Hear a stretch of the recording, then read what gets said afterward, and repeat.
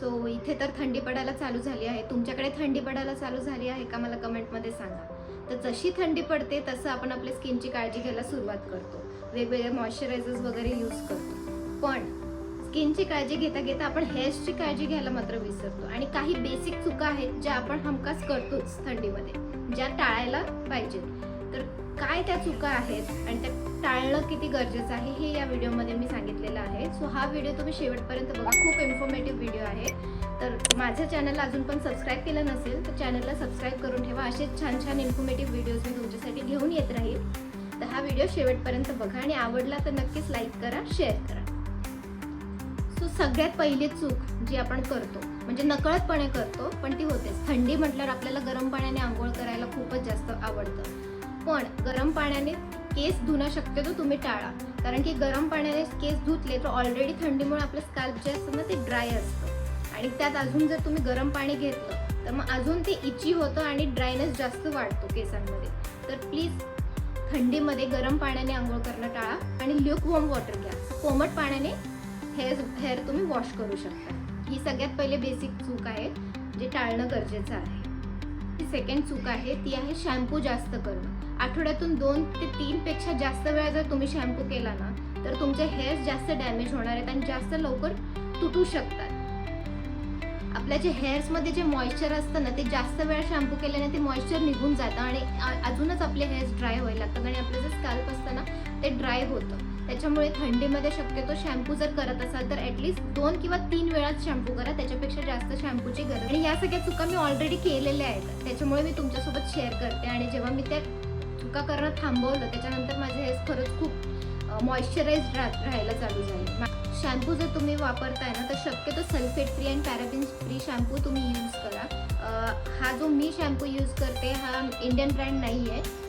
जर तुम्हाला ह्याची लिंक हवी असेल तर मला कमेंटमध्ये सांगा, मी नक्कीच तुम्हाला देईल. तर ह्याच्यासोबत कंडिशनरसुद्धा तर हे खूपच छान वाटले, माझ्या हेअर्सला एकदम सूट झाले. जर तुमचे असे मीडियम कर्ली म्हणजे वेवी हेअर्स असतील तर खरंच हा शॅम्पू छान आहे. आणि ह्याच्यामध्ये कोकोनट मिल्क असल्यामुळे ना ते हायड्रेटिंग देणारच, म्हणजे हायड्रेशन तुमच्या केसांना मिळणारच मिळणार आहे. सो मला असं वाटलं की तुमच्यासोबत पण हे शेअर करावं, म्हणून मी हा व्हिडिओ तुमच्यासाठी घेऊन आलेली आहे. तर आपली थर्ड जी चूक आहे जी आपण करतो तर ती ही आहे की आपण कंडिशनर लावत नाही. तर हे मी खूप वेळा केलेलं आहे. म्हणजे स्टार्टिंगला मला कंडिशनर म्हणजे मी लावायचेच नाही, फक्त शॅम्पू करायचे आणि मग सोडून द्यायचे. म्हणजे कंडिशनर काय असतं हे पण मला आधी माहीत नव्हतं. पण मी जेव्हा कंडिशनर लावायला चालू केलं त्याच्यानंतर माझे जे हेड टिप्स आहेत ना हेअर्सचे ते इतके सॉफ्ट झाले ना ते काही सांगूच नका. कंडिशनर हे मस्ट आहे. आणि कंडिशनर लावताना काय करायचे, जे आपले एंड्स आहेत ना आपले जे हाफ मिड लेंथपासून खाली तुम्ही कंडिशनर लावायला चालू करायचं, स्कॅल्पपासून लावायचं नाही आहे. स्कॅल्पला आपण ऑलरेडी शॅम्पू केलेला आहे. आणि हो, शॅम्पू करताना एक गोष्ट मी सांगायला विसरले, शॅम्पू करताना आहे ना स्कॅल्पलाच फक्त लावायचं आणि जेव्हा आपण पाणी घेतो ना ते ऑटोमॅटिकली तो शॅम्पू खाली ड्रिप होत जातो केसांमध्ये. तर तुम्हाला खाली शॅम्पू लावायची गरज नाही आहे, कारण की शॅम्पू जास्त लावून ड्रायनेस वाढू पण शकतो. त्याच्यामुळे टिप्सला शॅम्पूची गरज नाही आहे. सो टिप्सला आपल्याला फक्त कंडिशनर लावायचं आहे, ते पण मिड लेंथपासून खाली.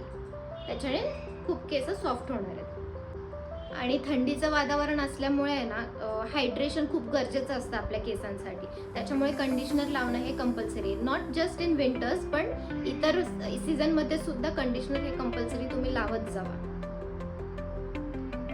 आपली चौथी जी मिस्टेक आहे जी आपण करतो, थंडी असल्यामुळे काय होतं, काही जणांना तेलाची ॲलर्जी असते किंवा तुम्ही ऑइलिंग करता तर तुम्हाला सर्दी वगैरे होते. तर अशा वेळेस तुम्ही काय करता की तेल लावतच नाही केसांना. तर तसं करायचं नाही आहे, आपल्याला तेल लावायचं आहे.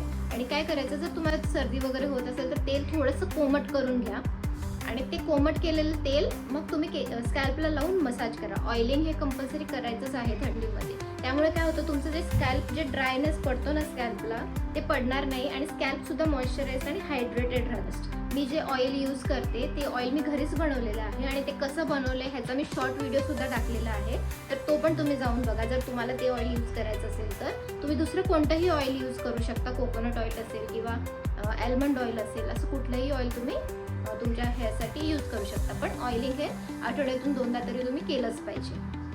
आपली जी 5th चूक आपण जी करतो ती अशी आहे की आपण स्कॅल्पवरती जास्त लक्ष देत नाही. आपल्याला वाटतं की टिप्स ड्राय आहेत म्हणून आपण फक्त टिप्सला फोकस करून खाली ऑइल वगैरे लावतो, तर तसं नाही करायचं. स्कॅल्पला सुद्धा ऑइलिंग करणं तितकंच जास्त महत्त्वाचं आहे, कारण की आपले स्कॅल्प काय होतं, खपल्या पडत जातात, ड्रायनेस येतो आणि डॅन्ड्रफ सुद्धा होण्याचे चान्सेस आहेत. जर जेव्हा पण तुम्ही ऑइल मसाज कराल तर फोकस तुमचा स्कॅल्प असलं पाहिजे.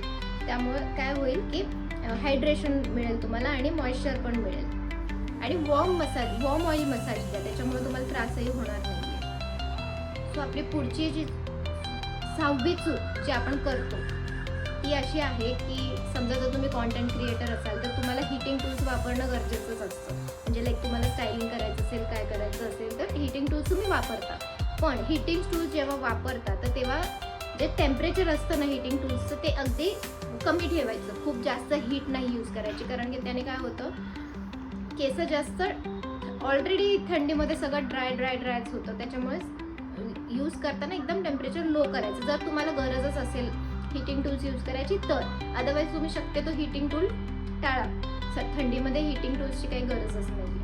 आपली पुढची जी चूक आपण जी नेहमी करतो ती आहे हीटिंग टूल्स यूज करायच्या आधी आपण हीट प्रोटेक्टंट स्प्रे यूज नाही करत. हीटिंग टूल्स यूज करण्याच्या आधी हा हीट प्रोटेक्टंट स्प्रे तुम्ही लावणं खूप जास्त गरजेचं आहे. हा स्ट्रेक्सचा हीट प्रोटेक्टंट स्प्रे आहे जो मी यूज करते.